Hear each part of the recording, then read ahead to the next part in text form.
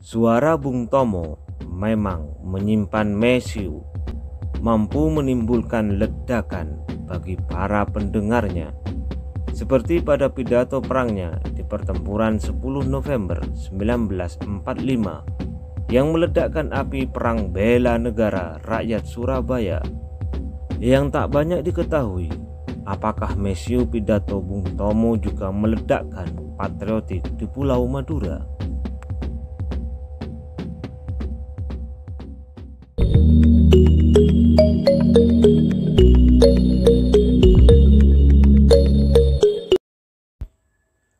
Meski telah memproklamirkan sebagai bangsa dan negeri yang merdeka dan berdaulat pada 17 Agustus 1945, tantangan Republik sebagai sebuah negara ternyata baru saja dimulai.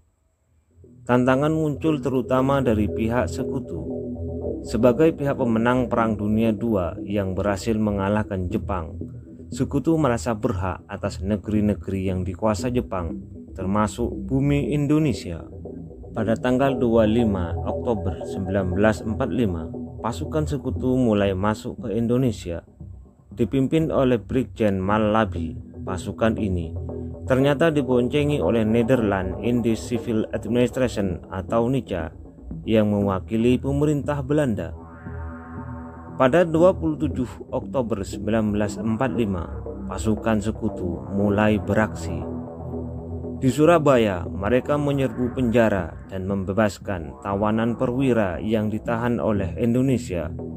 Mereka juga menduduki tempat-tempat vital, lapangan terbang, kantor radio, stasiun kereta api, dan sebagainya. Puncaknya, sekutu menyebarkan pamflet yang berisi ultimatum agar rakyat segera menyerahkan senjata apa saja yang mereka miliki. Tindakan-tindakan sekutu tersebut rupanya dianggap keterlaluan oleh rakyat Surabaya.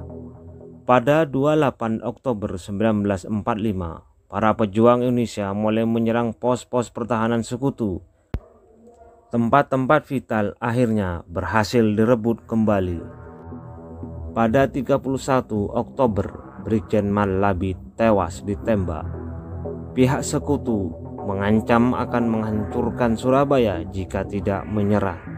Tetapi rakyat Surabaya memilih adu kekuatan. Meledaklah Perang Akbar 10 November yang dianggap sebagai bak berperang di neraka oleh tentara sekutu. Perang total rakyat ini juga tak bisa dilepaskan dari sosok Bung Tomo. Melalui corong radio, Bung Tomo secara berapi-api membangunkan spirit rakyat untuk mempertahankan kemerdekaan. Pekikan takbirnya yang lantang itu menggema hingga ke tulang sumsum para pemuda.